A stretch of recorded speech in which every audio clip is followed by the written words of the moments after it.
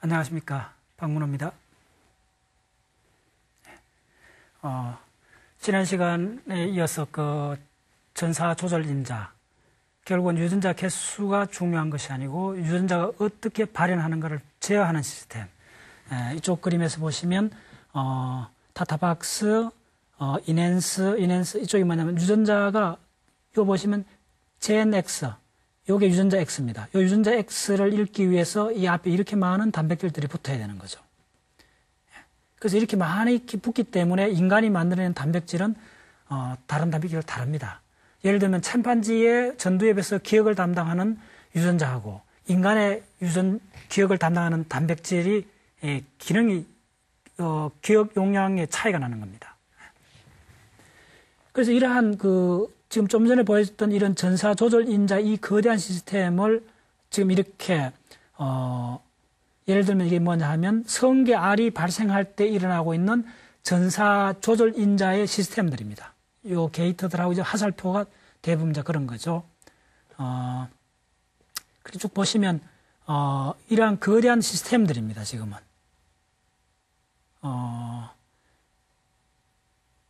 디스 모델은 아주 성게에 대해서 최근에 나온 거죠. 2010년 5월 달에 나오는 아직 페이퍼로 퍼블리시 되지도 않는 자료입니다. 이 자료에 보면 무수하게 많은 전자공학의 회로처럼 성게가 발생하는 과정에 관여되는 DNA에 부착되는 단백질들의 집합입니다.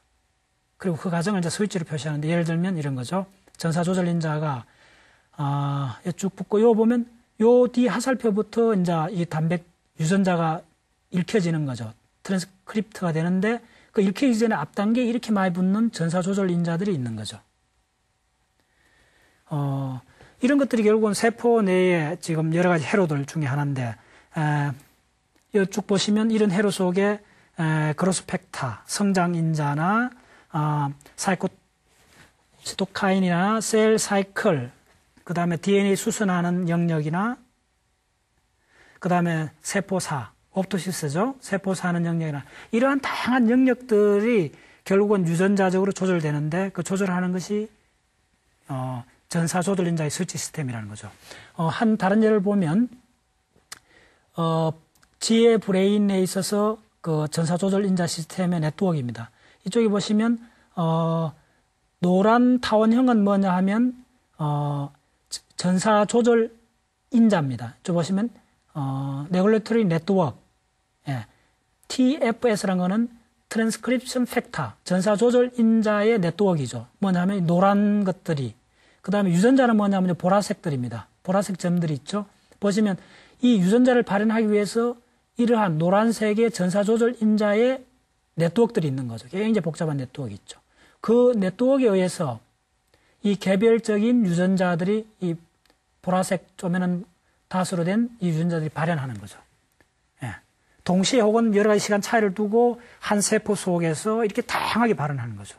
예를 들면 간세포 같으면 우리가 알코올을 해독한다든지 케미칼을 독소를 해독하지 않습니까? 그러면 그거에 해당되는 단백질이 나와야 되는 거죠. 그런 것들이 간단한 것이 아니고 이러한 복잡한 네트워크 속에서 전사 조절 인자의 시스템 속에서 나와서 인간의 경우에는 브레인 세포, 근육 세포, 간 세포, 심장 세포 각각의 다른 기능을 시기적절하게 구현을 하는 거죠. 결국은 DNA가 없으면, DNA가 동작하지 않으면 우리는 미소도 못 짓고 하품조차 못한다는 그런 이야기를 해요. 결국은 우리가 DNA가 없으면 우리가 DNA가 단순히 F1을 만들기 위한 청사진이라 생각했는데 그보다 더 중요한 것은 예를 들면 DNA가 우리가 전심 식사를 한다 했어요. 만약에 고기를 먹게 되면 위 속에 펩신이라는 소화 효소가 나와야 되습니다. 펩신도 단백질이면 그 단백질을 만들어주는 DNA가 발현돼야 되죠. 그러면 우리가 식사하는 그 한 10분, 20분 사이에 위백 점막세포에서는 그런 펩신 단백질을 만들어내야 되죠. 아주 순간적인 작용들이죠. 예, 우리가 근육 움직이는 건 모든 이런 것들이 결국은 유전자를 떠나서는 모든 동물의 펑션이, 기능들이 한순간도 유지될 수 없는 겁니다. 단순히 우리 F1을 만드는 그런 관점보다도 더 중요한 것이 생명현상 그 본연이 바로 DNA의 작용이라는 거죠. 자, 여기 보시면 전사 조절 인자가 얼마나 광범위하게 작용하고 있는가를 한 예를 들어 보겠습니다. 유전자 전사 조절 네트워크, 뭐냐 하면 씨어친이 뭐냐면 바다 성게입니다. 성게가 발생하는데 관련된 유전자의 조절 네트워크입니다. 이 전체가. 예를 들면 요거에 한 스위치 까만 사각형 소옥을 확대해 보면 여기에 한 30개 정도의 이런 구조들이 있는 거. 이것들이 뭐냐면 여기 보면 이 중에 13개의 디퍼런트 트랭클 펩타 전사 조절 인자가 있고 코팩터가 있다는 거죠. 그래서 보면 요거에 하살표 요 까만 요 유전자를 시기적절하게 번역하기 위해서 전사하기 위해서 이쪽 앞에 많은 전사 조절 인자가 갖다 붙는 이 전체를 이렇게 요약한 거죠. 이런 것들의 다양한 집합들이 지금 보는 이런 스위치들이죠. 다 그런 것입니다.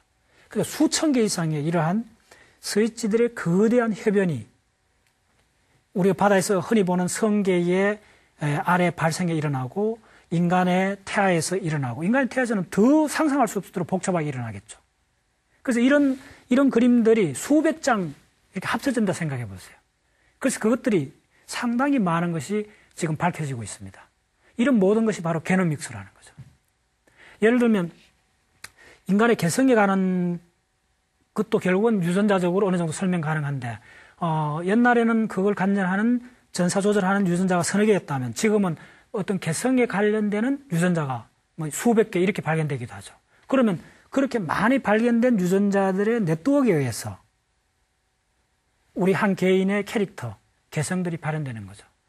개성이나 성격이나 이런 것들은 전문적인 어떤 인문학적인 영역이지 않습니까? 소설에서 많은 그 주인공들의 미묘한 어떤 주인공의 캐릭터의 발현. 그런 것들이 조만간에 어쩌면 이 게노믹스에 의해서 설명될 날이 오리라 보는 거죠. 그래서 지금은 인문, 예술, 철학 이런 분야들이 생물학적 이 혁명적인 이런 발달하고 맞물려 들어가고 있습니다. 오히려 영역이 이제 허물어들고 있죠. 그래서 사회적으로 우리가 그런 것들이 융합의 시대라 이렇게 하는데 제가 일하는 연구소만 해도 10년 전만 해도 2, 3년 후에 이렇게 내가 어떤 일을 할까 예측할 수 있었는데 점점 이것들이 급격하게 바뀌고 있습니다. 지금은 자기가 물리학을 전공했다 해서 앞으로 자기 직장에 가서 꼭 물리학을 할 확률이 점점 줄어드는 거죠. 예. 점점 자기가 의도하지 않는 전공 분야에 가서 일할 확률이 많아지고 지금은 전공 분야들이 점점 사라져가고 있는 거죠. 그 밑바닥에 도대체 뭐가 있느냐 봤을 때 저는 게노믹스가 있다고 보는 겁니다. 왜냐하면 전형적으로 인문사회 예술 분야는 인간에 의한 인간의 상상력, 인간의 상징을 쓰면서 이루어진 어떤 문화활동들이죠. 주로 인간의 개성, 인간의 어떤 그런 고유한 특질이라 봤던 것들이 지금은 이러한 거대한 유전자 제어 네트워크 속에서 설명되는 거죠. 최근에 나온 뉴스에 그런 거 있지 않습니까? 한 열흘 전에 나온 뉴스에 장수 유전자가 발견됐다 그러지 않습니까? 그런 뉴스를 볼 때 유심히 봐야 되는 게 그 실험 모집단이 요즘은 숫자가 굉장히 많습니다. 지난번에 그 발표 장수 유전자 이야기도 모집단이 1000명이 넘습니다. 100살 넘어가는 사람들을 1000명 이상 조사를 하는 거예요. 100살 이상 산 사람을 1000명을 이렇게 모으는 것만 해도 엄청난 그 노력이 들 건데 지금은 그런 걸 아주 광범위하게 1000명 단위로 연구를 해서 도대체 이 사람들이 오래 살게 된 그런 핵심적인 것이 유전자 관점에서 이제 찾기 시작한 거죠. 그래서 나온 게 그때 제가 읽었던 중요한 포인트는 뭐였나 하면 100살 이상 사는 사람들이 무슨 질병에 관한 유전자가 없는 건지 하면 그렇지 않다는 거죠. 질병에 관한 유전자는 유전자대로 있고 그보다 중요한 것은 그것을 치유하는 그러니까 긍정적인 유전자가 더 활동을 잘할 수 있는 그런 팩터가 이제 발견된다는 거죠.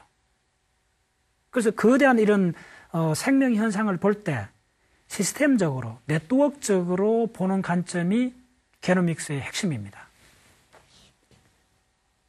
자, 이제 그 성게가 보시면 성게가 발생하는 21시 그러니까 수정란에서부터 21시간 지난 후에서 30시간 지난 동안에 발현되는 그 단백질을 조절하는 모든 전사인자의 그 작용 회로도입니다. 간단히 말씀드리면.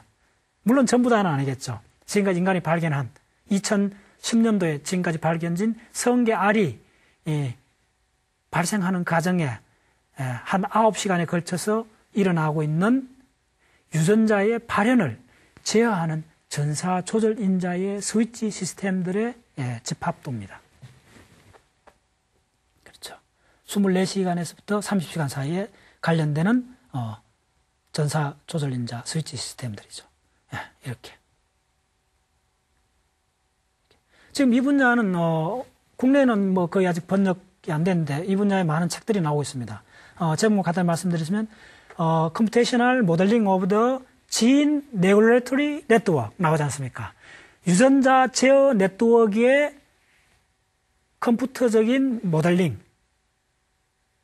이 책으로 나오고 있습니다. 저 보시면 전부 다 저 차트를 보세요. Gene Regulatory Network. 그 다음에 보시면 Graphic Representative of the Gene Regulatory Network. Biochemical Base of Gene Regulation. 그 다음에 여기 보시면 전부 다 뭐냐 하면 트랜스크립셔널, 그러니까 전사 레귤레이션. 전부 다 레귤레이션, 규제, 그 제어죠. 유전자를 발현하는 타이밍하고 그런 위치를 어느 위치에 유전자를 제어하는가. 이런 것들의 아주 정교한 집합들이죠. 그 다음에 이제 다른 책을 보면, wetware란 말을 쓰죠. 컴퓨터 in your living cell. 살아있는 세포에 각각 PC가 한 대씩 있다. 간단히 좀 그런 이야기들이죠. 그런 모든 것들이, 컴퓨터 사이언스하고 링크되면서 통계적으로 아주 집단적으로 분석된다는 이야기들이죠. 여기 보시면 조금 전에 설명했던 성계 아래 가는 단행본이 나와 있습니다. 국내 아직 번역 안 되는데 책 제목이 Gene Regulatory Networks in Development and Evolution. 뭐냐 하면 발생과 진화에 있어서 유전자 조절 네트워크. 책 제목이 그거죠. 제가 쭉 보여줬던 자료가 이 책에 있는 자료들입니다. 이게 이쪽 랩에서 2010년도 지금 막 연구하고 있는 분야를 지금 보여주고 있는 겁니다. 단행본으로 나와 있습니다. 그러면 지금 이제 유추할 수 있죠. 원래 이제 과학계에서 아주 핫 이슈가 뭐냐면 인공세포를 만드는 겁니다. 인공세포를 만들면 세포 속에 인간의 세포 같으면 수만 개의 단백질이 그 세포가 이렇게 그 살아가는 매 스텝마다 작용하는 매 스텝마다 발현되는 유전자의 전체 네트워크를 알아야 되는 거죠. 이건 거대한 작업들이죠. 이건 진짜 공상과학에 나올 만한 일들이 지금 생물학에서 일어나고 있습니다. 뭘 통해서? 게노믹스를 통해서 일어나고 있습니다. 이 게노믹스 혁명이 결국은 인문 예술 철학에 많은 영향을 미칠 거라고 봅니다. 여기 보시면 엔지니어링 제네틱스 서킷 나오십니까? 거의 뭐 전자공학적인 냄새가 나죠. 유전공학이 엔지니어링 제네틱스란 말을 쓰죠. 드디어 이제 인간이 반도체 회로처럼 그렇게 하죠. 지금 나온 자료 중에 많은 부분이 사실은 그 마이크로 어레이로 해서 반도체 기판에서 DNA를 동시에 아주 뭐 수천 개의 DNA를 막 읽기 시작하는 거죠. 그래서 조금 전에 말씀드렸던 침판지의 전전두엽하고 인간의 전전두엽에서 발현되는 1000개 이상의 유전자를 동시에 비교할 수 있는 테크닉이 나온 거죠. 그러면 그 중에 어떤 유전자가 인간 쪽에 와서 발현 빈도가 많았는가? 발현 빈도가 많으면 단백질을 많이 만들죠. 단백질을 많이 만들면 그 기능들이 되풀이해서 많이 사용되는 거죠. 결국은 그게 그 한 생명체의 특질이 되는 거죠. 간단히 말씀드리면 침판지하고 인간이 뭐가 다르냐? 아주 근본적인 질문이지 않습니까? 그 질문을 게노믹스가 대답한다는 거죠. 어떤 뭐 추측이 아니고 어떤 뭐 무슨 논리적인 그런 전개도 아니고 뭐냐면 실험적으로 보여주겠다는 거죠. 그래서 저는 지금 사이언스에서 가장 큰 거대한 흐름은 천문학에 있어서 소위 말해서 그 코스몰로지, 우주론이 컨사이스한 과학 영역에 들어왔다는 거죠. 그게 이제 이 강의의 앞에 한 초반부에 많은 이야기를 드렸죠. 두 번째 큰 물길은 뭐냐면 게노믹스를 통해서 소위 말해서 행성 지구 표면에서 생명 현상이라는 것이 뭔가를 유전자 관점에서 아주 한꺼번에 볼 수 있는 상황이 됐다는 거죠. 그래서 이제 나타난 게 뭐냐 하면, 잠깐 말씀드리면 이런 겁니다. 우주론에서 지금 핵심적인 이야기는 뭐냐면 빅뱅 이론이죠. 빅뱅 이론의 간단한 요약은 뭐냐면 한 포인트가 있었다는 거예요. 네. 한 포인트가 있었다는 거예요. 그래서 한 포인트가 계속 바뀌어와서 빅뱅에서 지금 현재 우리가 알고 있는 지금 137억 년을 전개를 해왔다는 거죠. 네. 그 다음에 생물학에서 제가 봤을 때 핵심적인 이야기는 뭐냐 하면 모든 생명의 코드가 알려졌다는 거죠. 생명의 알파벳을 알게 됐다는 거죠. 그게 뭐냐면 염기 3개가 아미노산 하나를 지정한다는 이 법칙은 지구상에는 거의 모든 생명체에 공동으로 들어간다는 거죠. 그래서 뭐냐면 생물학에서도 마찬가지입니다. 생물학에서도 단세포에서부터 시작을 해서 지금 아마도 1000만 종에 해당되는 거대한 생명체의 집합이 만들어졌다는 거죠. 자, 이 두 개의 거대 시스템의 공통점이 뭡니까? 기원이 있다는 거죠. 기원이 있다는 거죠. 이 두 시스템의 공통점이 기원이 있다는 거죠. 네. 그래서 태초의 생명체가 뭐냐? 38억 년 전이냐? 40억 년 전이냐? 이게 핫이슈지 않습니까? 지구상에 출현한 최초의 생명체를 찾는 거. 공동선조. 예. 아까 전 시간에 혹수준자 이야기할 때도 핵심 뭐였습니까? 공동선조. 그러니까 초파리에 혹수준자가 발견되니까 과학자들 유추할 수 있죠. 공동선조는 대략 한 6개 정도의 혹수준자를 가졌을 거다. 그것이 초파리로 갈 때는 8개 혹수준자가 되고, 그 다음에 나중에 이제 창고기로 갈 때는 13개 혹수준자가 되고, 그 13개 혹수준자가 5억 년 전에 척추동물에서 5번, 4번 카피가 된다는 이야기 있지 않습니까? 이 전체 이야기의 핵심은 뭐냐 하면 시작이 있었다는 거죠. 시작이 있었다는 거죠. 자연현상에서. 우주도 시작이 있었고, 생명에서 시작이 있었다는 거죠. 저는 이 관점이야말로 참으로 중요하다 봐요. 시작이 있다는 말은 뭐냐 하면, 다시 유추하면 방향성이 있다는 거죠. 방향이 있다는 거죠. 네, 방향이 있다. 자, 그 다음에 지금 이제 천문학에서 봤을 때 이게 지금 137억 년 지나갔고 우주의 갤럭시가 1000억 개의 갤럭시가 있다 그러지 않습니까? 그럼 항성의 개수는 한 개 갤럭시 속에 뭐 1000억 개의 또 별이 있으니까 1000억 곱하기 1000억 개의 별이 있다. 뭐 그런 이야기 할 수 있는데 무수하게 많은 별, 그 중에 이제 우리 밀키웨이, 태양계, 2000억 개의 별로 된 태양계에 있는 한 솔라 시스템, 행성 시스템이 우리 태양이죠. 그 행성 시스템에 있는 10개 남짓한 행성들이 있죠. 이 태양이고. 이 중에 우리 세 번째 행성 지구에 있지 않습니까? 네. 지구에서 드디어 이제 생명 현상을 이야기하지 않습니까? 예. 네. 적어도 30억 년 이상의 생명 현상을 지금 상당히 유추하면서 실험 전거로 고생물학에서 추적해내고 있지 않습니까? 그 쭉 올라갔더니 이 전체에서는 DNA라든지 RNA 월드라든지 쭉 이야기가 나오지 않습니까? 시초가 있었다는 거죠. 그리고 그것은 생명 현상에서 나타진 지구 표면에서 많은 생명체, 1000만 종류에 되는 생명 현상들이 있습니다. 근데 이걸 다 보면 헷갈리죠. 그래서 생물학이 지금까지는 복잡하고 무슨 굉장히 아주 식물 체집이나 곤충 체집이나 식물 도감 같은 그런 걸로 생각하지 않습니까? 생물학이. 우리가 20년 전, 30년 전에 생물학 보면 그랬는데 지금은 아닙니다. 뭐냐면 이 방대하게 펼쳐진 이 종들 속에도 뭐냐면 공통 패턴이 있다는 거죠. 자, 공동 패턴을 발견하는 것이 학문에 하는 아주 지름길입니다. 왜 그럼 공동 패턴이 있을까요?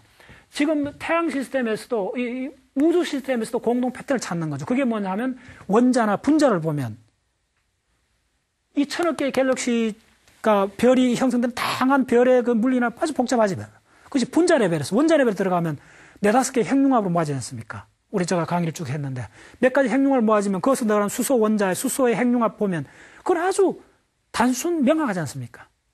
그런 단순 명확한 기원에서 시작했기 때문에 그것에서 형성된 패턴도 어떠한 공동 패턴을 갖는다는 거죠. 그것이 생물학에서는 더 명확합니다. 그러면 생물학에서 공동 패턴은 뭐냐 하면 생물의 공동 패턴은 뭐냐 하면 그 공동 패턴을 만들어주는 것이 몸의 형태죠. 예. 몸의 형태를 누가 정해준다 그랬죠? 전 시간에 계속 강조했던 게 뭐냐면 혹수 유전자의 발현이 공간상의 특수한 양태를 나타낸다 그랬죠. 그 공간상의 특수한 양태가 뭐냐 하면 첫 번째 대칭성이고 두 번째 모듈성이고 그리고 세 번째 극성이지 않습니까? 네. 그래서 대칭성, 모듈성, 극성이 있기 때문에 이거는 공동 패턴입니다. 지구상에 있는 모든 동물은 혹수 유전자를 가진 모든 동물은 이 세 가지 공동 패턴을 찾아낼 수 있다는 거죠. 네, 제가 그림을 그렸지 않습니까? 네. 우리가 만약에 사지동물을 그리면, 네. 사지동물을 그리면, 네. 이렇게 했을 때, 여기에 대칭성이 있지 않습니까? 이 대칭이 있고, 이렇게 극성이 있죠. 네. 그리고 가장 중요한 모듈성. 네.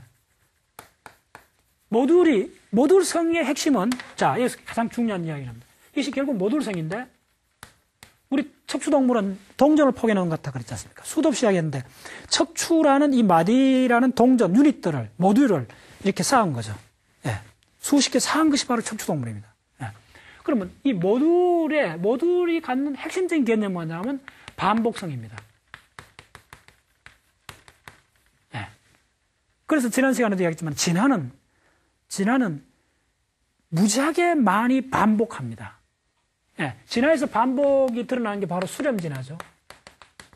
수렴진화는 뭐냐 하면, 그러니까, 돌고래의 그 지느러미, 펭귄의 그 발 지느러미, 이런 것들이, 되풀이해서 그런 환경이 오면 비슷한 기능을 갖는 몸의 특질이 발현되는 거죠. 되풀이해서. 되풀이한다는 것이, 반복한다는 것이 핵심입니다. 저는, 창의성도 결국은 반복성에서 온다고 봅니다. 왜냐하면 생물에 있어서 반복은 동일 반복은 불가능합니다. 왜냐하면 결국은 여기서 흘러가는 것이 뭡니까? 시간이 흐르지 않습니까? 시간이 흐르기 때문에 지금 이게 동일 반복을 하게 되면 동일하게 원을 그리는 거죠. 이건 변화가 없는 겁니다. 동일하게 그리는 거. 그러나 우주든 생명이든 이게 동일한 원을 그리는 것이 아니고 타원을 그립니다. 나선을 그리는 거죠. 시공상에 이렇게 나선을 그리는 거예요. 나선을 그리기 때문에, 나선을 그리기 때문에 굉장히 중요한 현상이 뭐냐면, 이쪽에 마지막에 지금 우리 지금 여기에 우리가 여기 있다 합시다, 인류가.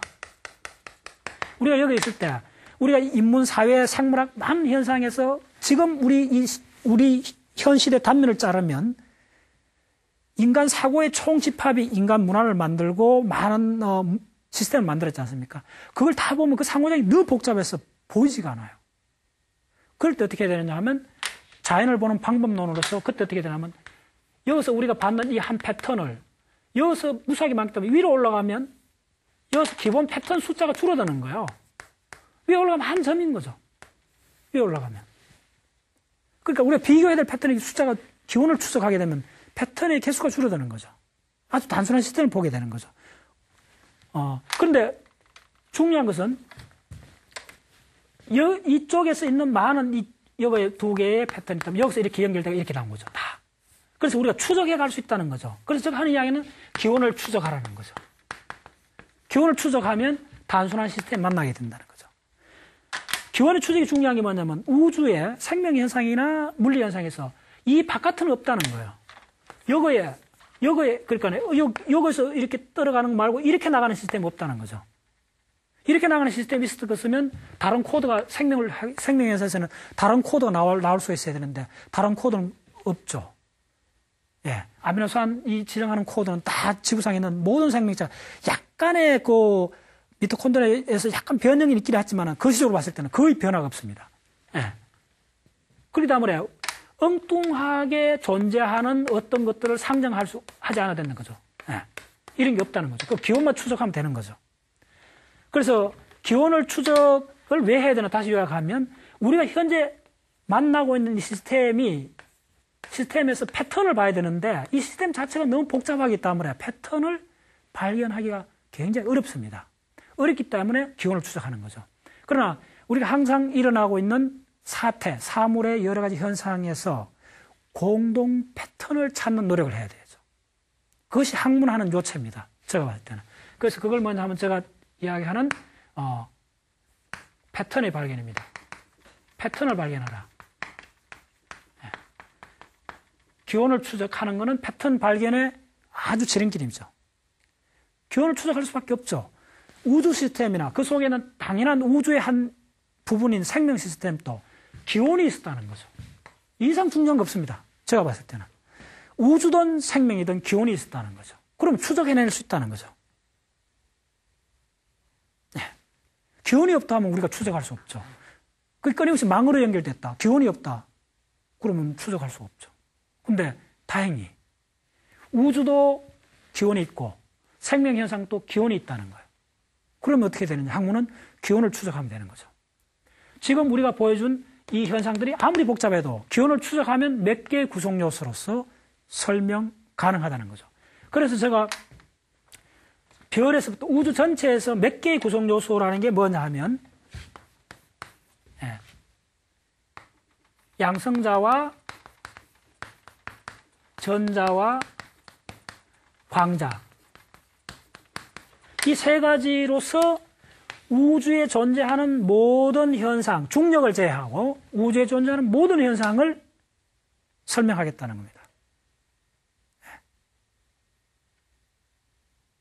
제가 지난 30년 동안 대학 시절부터 해서 지금까지 자연을 통습하는 관점에서 한 번도 잊어보지 않고 끊임없이 갖고 있는 관점은 양성자와 전자와 강자 시스템으로서 빅뱅에서부터 인간의 의식까지를 설명하고 싶은 것이 저희 꿈입니다. 어쩌면 지금 시대는 과거의 르네상스 시대의 레오나르도 다빈치 같은 그러한 르네상스적인 인물들이 나올 수 있는 시대가 됐습니다. 왜냐하면 르네상스인 레오나르도 다빈치나 그때 당시에는 인류가 갖고 있던 전체 정보량이 얼마 되지 않았기 때문에 한 사람이 그 전체 정보량의 상당한 부분을 알 수 있는 소위 말하는 전인적인 인물이 나올 수가 있었죠. 그런데 그 후에 산업화되면서 최근까지 개별 학문 분야에 발견되는 정보량들이 폭발해버렸기 때문에 한 개인이 도저히 그 많은 정보를 어떻게 해볼 수가 없었던 거죠. 그래서 나왔던 게 지난 300년 사이에 산업화되면서 핵심적인 이야기는 뭐냐면 모든 분야가 개별화되고 전문화되기 시작했던 거죠. 전문화에 매몰되기 시작한 거죠. 근데 전문화는 사회 전체 시스템을 돌아가게 되는 데는 지금까지는 아주 그 중요한 역할을 해왔습니다. 근데 앞으로 미래를 예측하는 과정에서는 전문화도 필요하지만 그보다 더 중요한 능력은 전체를 연결하는 관점입니다. 그래서 그런 관점에서 저는 양성자, 전자, 광자의 이 세 가지 구성 요소로서 빅뱅에서부터 의식의 출현까지를 설명하기 위해서 지금 이번 강의가 15분 15번째 강의인데 요 강의까지는 전체 말씀드리면 빅뱅에서부터 현재 우주까지 소위 말해서 코스몰로지 일부를 이야기했고 게노믹스의 극히 일부를 이야기했습니다. 근데 사실 나머지 오늘 이 시간이 이번 전체 강의 시리즈 마지막 시간인데 나머지 남은 부분은 뭐냐 하면 소위 말해서 의식에 관한 문제입니다. 브레인에 관한 문제죠. 그것은 제가 3년 전에 불교TV에서 28회 강의를 통해서 어느 정도 이렇게 터치를 했습니다. 근데 좀 더 정밀하고 좀 더 광범위하게 접근을 하려면 아마 이런 강의가 한 20분 이상 지속이 돼야 되는데 시간상 이번 강의로서 대충 마무리를 하려고 합니다. 마무리하는 데서 이제 지금까지 했던 거는 요약하면 제가 이야기하는 소위 말해서 시공의 춤, 그리고 원자의 춤, 그리고 세포의 춤. 시공의 춤은 어느 정도 이야기를 했고 원자의 춤, 지금 원자의 춤이 제가 봤을 때는 원자하고 분자 연결된 이 원자의 춤이 이게 완전히 발현되는 게 게노믹스라고 봅니다. 분자 생물학, 화학, 유기학, 발생 현상 이런 것들 분자 레벨에서 지금 많은 이야기들이 있지 않습니까? 이거는 원자의 춤입니다. 그 다음에 이제 사실은 인간 생명 현상을 집약적으로 설명할 때는 세포의 춤에 들어가 있는데, 세포의 춤은 공부 분량을 따지면 이 두 개보다 더 다양한 이야기들이 전개되고 있죠. 그래서 지금 이 시리즈 강의는 시공의 춤하고 원자의 춤으로서 일단락 짓고, 세포의 춤은 후위를 기약하겠습니다. 그래서 지금 두 가지 요것만 봐도 시공의 춤하고 원자의 춤, 이것이 나타난 그의 핵심은 기원이 있다는 거죠. 다시 한번 기원이 있고, 우리가 지금 드러난 패턴이 있다는 거죠. 기원이 있기 때문에 패턴이 있는 겁니다. 왜냐하면 기원에서 생긴 이 모든 것들이 전체 설명하는 게 생명 현상에서는 모듈성입니다. 동물 몸의 형태를 만드는 모듈, 동물 몸 형태의 모듈이 외국 생명 현상에서 강조하지만은 형태가 중요합니다. 왜? 형태가 곧 기능이기 때문에 그렇습니다. 생명 현상에서는. 여러분 이빨이나 손을 한번 생각해 보세요. 손가락을 생각해 보세요. 이 손가락이 이렇게 진화되어 온 이 양상에서 이 기능하고 이 손가락, 엄지손가락의 이 형태하고 이 형태를 떠나서 기능을 이야기할 수 있습니까? 이빨의 형태를 떠나서 어금니, 송곳니, 앞니 이 형태를 떠나서 이빨의 기능을 이야기할 수 있습니까? 없죠. 핵심이 뭐냐면 생물에 있어서는 형태가 곧 기능이 있다고 그랬습니다. 그 말은 뭐냐 하면 형태를 구성하고 있는 그는 뭐냐 하면 모듈의 반복이 결국은 형태를 가져왔기 때문에 생명현상에서는 모듈성을 이해하는 것이 핵심입니다. 그리고 우리 몸 설계가 결국 모듈성을 획득했기 때문에 진화가 가속됐다 볼 수 있는 거죠. 왜? 이보디보 책에서 끊임없이 강조하는 포인트가 뭐냐 하면 절지동물하고 척추동물이 지구를 이렇게 아주 정복하다시피 아주 수십만 종으로 이렇게 늘어난 것 핵심은 뭐냐 하면 스위치 시스템이 지나고 유전자를 제어하는 스위치 시스템이 지나고 스위치 시스템의 진화의 핵심은 뭐냐 하면 모듈성에 있다는 거죠. 모듈라티에 있다는 거죠. 생명현상 설계의 가장 밑바닥에 모듈성이 있기 때문에 결국은 반복 가능하게 됐고, 예, 맞죠? 참고기에 13개 혹수유전자가 4번 반복해서 척추동물 전체를 만들어내지 않습니까? 몸 형태를. 예, 모듈성이 확립됐기 때문에 반복성이 가능한 거죠. 그리고 생명에서 모듈이 형성됐기 때문에 반복 가능한데 그때 반복은 동일 반복이 불가능한 거죠. 왜냐하면 생명현상이든 우주현상은 시간축에서 계속 흘러가고 있기 때문에 어제의 내가 오늘의 내가 될 수가 없죠. 다시 말해서 생명현상은 히스토리를 갖게 되죠.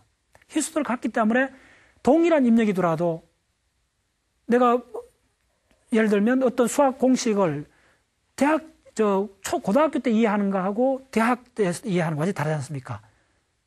그 수학 공식은 동일한데 왜? 생명체가 바뀌었기 때문에 내 이해도가 바뀌는 거죠. 그래서 이 모듈성을 반복해서 일어나는 생명의 본질은 여기서 중요한 결론을 도출할 수 있습니다. 반복이 곧 창의적이라는 거죠.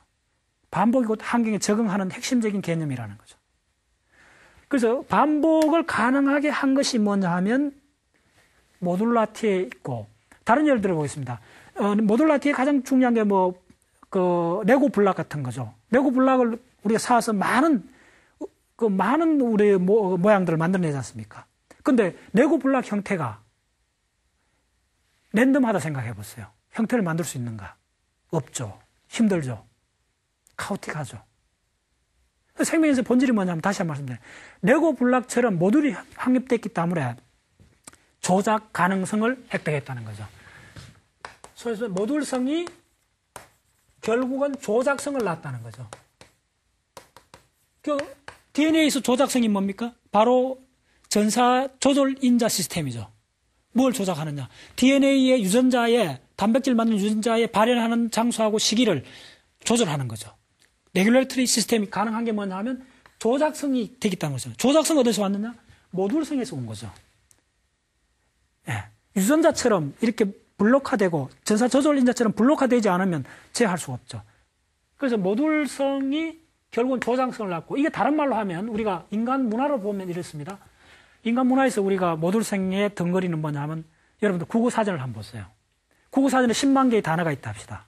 그건 전부 다 뭐냐면 우리 한반도에 우리 몽골로이드가 모여 살면서 문화적 교류를 통해서 문화적 교류를 통해서 모든 사람한테 모든 시대에 통용되는 상징 체계를 모듈로 한 거죠. 그게 바로 랭귀지죠. 우리가 쓰는 많은 단어들은 엄청난 역사를 갖고 있죠. 그 역사 기간 동안에 모듈라티를 확립한 거죠. 뭘 통해서? 사회 문화 속에서 모든 사람한테 통용될 수 있는 모듈라티라는 거죠. 자, 여기서 중요한 또 하나 기결이 나옵니다. 모듈라티가 확립돼야만이 교환 가능하게 되는 거죠. 그래서 우리가 이걸 내가 분필을 했을 때 다른 사람한테도 분필로 통용돼야 되지 않습니까? 이게 하나의 상징 모듈라티가 확립된 거죠. 그러면 내가 이 말로서 이 분필을 갖고 오라든지 이야기를 할 수 있는 거죠. 만약 이게 지칭할 수 있는 모듈라티가 확립 안 되면 내 의사를 교환할 수가 없죠. 그래서 인간 문화 전체도 보면 랭귀지를 통한 모듈라티 확립으로서 조작 가능성을 얻었다는 거죠. 근데 결국은 인간 언어도 어떤 측면에서 보면 이렇게 볼 수 있죠. 인간 언어도 자, 결국은 우리 인간의 몸을 간단히 그리면 이렇게 돼 있죠. 인간의 몸이 이렇게 돼 있는데 자, 여기서 척추를 때 다 모듈라티죠. 척추로 해서 이것도 이제 하나의 모듈이죠. 이렇게. 우리가 언어에서 주어, 동사, 주어, 목적어, 동사지 않습니까? 우리나라 말에. 예, 우라랄테의 주어, 동사, 목적어 이렇게 되어 있지 않습니까? 이게 사실 궁극적으로 저는 어떻게 느끼느냐 하면 이것도, 이게 모듈라티를 확립했기 때문에 교환 가능한 거죠. 자, 목적어 속에 마음대로 나는 학교에 간다. 학교 대신 사무실, 집, 온갖 것을 집어넣을 수 있지 않습니까? 이게 모듈라티가 확립됐기 때문에 여기에 반복이 가능한 거죠. 동사도 마찬가지고, 예, 주어도 그렇고. 이것들이 반복 가능하게 된 것이 모듈라티를 확립했고, 이거는 아마도 인체의 이 분절적인 이러한, 소위 말해서 이 마디, 보세요. 윗팔, 아랫팔, 손. 이게 손의 작용들이 무한히 될 수 있지 않습니까? 이것도, 예. 요 한마디, 한마디가 예를 들어 주어, 동사, 목적을 했을 때, 이걸 마음대로 이렇게 할 수 있는 거죠. 무슨 이제 조작 가능하게 되는 거죠. 뭐뭐의 움직임하고 언어의 이런 유추들은 모듈라티를 통해서 많은 것을 우리가 이해를 할 수 있습니다. 다시 한번 요약드리면 제가 지금 15번째 이 강의를 통해서 전달하기 준 핵심 메시지는 뭐냐 하면 물리 시스템인 우주 자체도 기원이 있었고 지금 이렇게 다양한 형태의 우주의 갤럭시 모양을 나타오지만은 동일하게 생명 현상에서도 기원이 있다는 거죠. 기원이 있어서 지금 130억 년 지난 지금 무수하게 많은 복잡한 생명 시스템이 있지만은 이 생명 시스템의 공통의 뭐뭐의 형태를 결정하는 공동 패턴이 있다는 거죠. 그래서 공부를 어떻게 해야 되느냐. 공동 패턴을 발견하는 거죠. 현 시점에서는. 항상 자연을 보든 사회 문화 현상을 보든 항상 이어서 공동 패턴이 뭔가를 발견하는 거죠. 인간에서 공동 패턴을 발견하는 기관이 어딨냐 하면 바로 전전두엽입니다. 전전두엽의 그 위스콘신 카드 테스트라는 게 그게 뭐냐 하면 전전두엽의 여러 종류의 그림 패턴을 보여줍니다. 패턴을 보여줄 때 갑자기 패턴이 바뀐 패턴을 보여줘요. 근데 전전두엽이 동작하지 않는 사람은, 그러니까 약간 그 정신분열증이 있는 사람은 이 패턴이 바뀐 걸 빨리 못 찾아내요. 근데 보통 사람은 금방 찾아내요. 무슨냐면 전전두엽이 하는 가장 중요한 역할 중에 하나가 외부 환경의 변화를 디텍트하는 거예요. 그래서 외부 환경의 변화가 뭐냐면 바로 공동 패턴의 변화입니다. 그렇죠. 우리가 사람이 똑똑하다, 총명하다는 말은 뭐냐 하면 주위에 흐르는 여러 가지 상황 속에서 가장 핵심적인 패턴을 발견해내는 그 능력이죠. 예. 그래서 패턴을 발견하는데 그 패턴을 발견하기가 쉽지가 않죠. 패턴을 잘 발견해 주식시장의 동향을 그 패턴을 잘 발견해내는 사람 같으면 항상 부자가 될 수 있죠. 그러나 그런 능력을 갖는 건 굉장히 어렵습니다. 그럼 어떻게 해야 되느냐. 패턴이 몇 개밖에 없는 옛날로 돌아가 보라는 거예요. 그래서 그걸 나온 게 제가 이야기하는 기원을 추적하라는 거예요. 기원을 추적하면 점점 패턴이 적고 상호관계가 단순한 초기 상태를 볼 수가 있다는 거죠. 그 초기 상태를 연결하는 벡터를 쭉 따라가면 우리는 이 사건이 어떻게 지금 과거에서부터 지금까지 왔는가를 이해하게 되는 거죠. 이 점이 굉장히 중요합니다. 과거에서부터 현재까지 지금 내일까지 온 전체 히스토리를 이해하게 되면 바로 다음 미래에 가까운 미래를 어렴풋이 짐작할 수 있는 거죠. 저는 창의성, 소위 말해서 비전, 이런 이야기의 핵심이 어디에 있다 보느냐 하면 바로 우리 미래를 예측하는 거죠. 근데 지금 미래를 예측하는 것이 점점 어려지는 시대지 않습니까? 옛날에는 우리 계획을 잡아도 뭐 10년 계획, 경제개발 5개년 계획 이렇게 할 수 있지만 지금은 5년 후에 계획 잡기가 상당히 어렵지 않습니까? 지금 30년 후에 계획을 잡으라. 넌센스에 가깝지 않습니까? 지금은 그러니까 이게 왜 이 능력이 점점 중요해지느냐 하면 우리가 맞닥뜨리는 환경이 점점 빨리 바뀌어지는 거죠. 근데 환경이 왜 빨리 바뀌어지느냐? 우리가 빨리 바뀌겠다는 것입니다. 환경하고 우리하고는 서로 링크되어 있어요.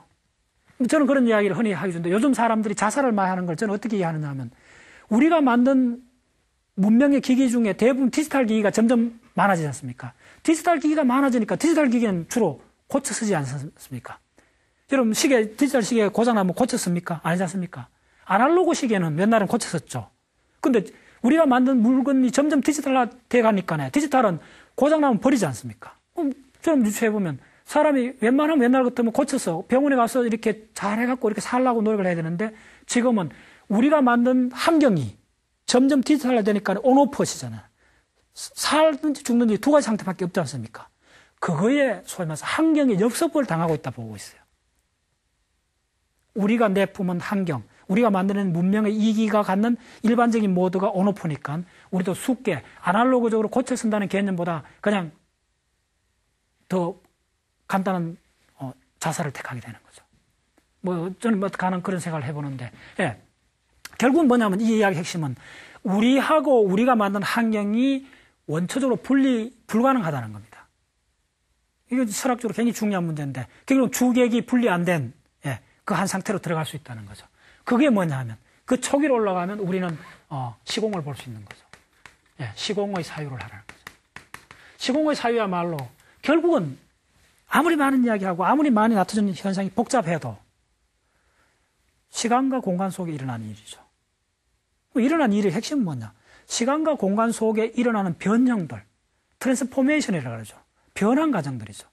시간과 공간의 변환 과정이 바로 제가 초기 강의했던 특수상승 이론의 핵심이지 않습니까? 시공의 변환. 시공이 왜 변하느냐? 변할 때 들어가는 건 에너지죠. 시공의 변화는 에너지고 에너지야말로 우주 자체죠. 시공의 사유를 한다는 것은 우주 자체를 보겠다는 거죠. 많은 동물 생명 시스템은 결국은 원자의 춤이든 세포의 춤이든 그게 뭡니까? 에너지의 변환들이죠. 태양 에너지의 변환이죠. 생명 시스템은. 거대한 에너지 흐름들이죠. 그래서 자연을 보는 관점. 제가 그동안 공부했던 자연을 보는 관점은 이 세 가지 키워드 속에 요약할 수 있습니다. 지금 현 시점에서 일어나고 있는 공동 패턴을 찾을 노력을 하라. 왜? 생명에서는 공동 설계도가 있다. 그러기 때문에 공동 패턴을 발견할 수 있다. 그 생명이 만든 그 구조가 그러니까요. 그 기능도 당연히 패턴이 있을 거다. 패턴을 발견하고. 패턴을 발견하는데 생명 현상이든 우주 자체든 다 기원이 있기 때문에 기원을 추적할 수 있다는 거죠. 기원을 추적하고. 그 다음에 이 모든 것이 일어나고 있는 총체적인 것은 시공상의 일이라는 거죠. 시공상의 사태인 거죠. 시공을 사유하는 거. 이 세 가지를 놓치지 않고 끊임없이 생각을 하고 그 관련되는 정보를 모으고 학습을 하고. 그래서 우리 동물이 잘하는 것은 뭐냐면 반복입니다. 반복을 하라는 거죠. 그래서 저는 독서를 해도 좋은 책은 심지어 제가 읽었던 중에 자연과학 책 중에 10번을 읽은 책이 있습니다. 2번 읽을 가치 없는 책은 한 번 읽을 가치도 없습니다. 그래서 우리가 한정된 시간에 평생 독서해봤자 50년 이상 하겠습니까? 그래서 중요한 책을 대풀에서 읽는 거, 특히 자연과학 책을 그러면서 항상 무의식 속에 이러한 세 가지 방법론을 바탕에 깔고 도대체 거대한 자연과학의 흐름들이 무엇을 지향하는가 그것을 끊임없이 본다면 우리는 언젠가는 바로 가까운 앞날을 어렴풋이 짐작할 수 있지 않겠느냐.